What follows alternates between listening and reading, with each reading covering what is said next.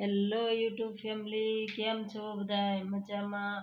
તો આજે હું મજામાં નથી. કેમ ખબર છે? મને આજે તાવ આવી ગયો છે અને માથું તો મારું કુદરતી બહુ જ દુખે છે.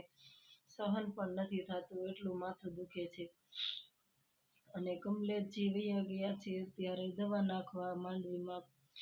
અને હું જુઓ સૂતી છું અને આરામ કરું છું.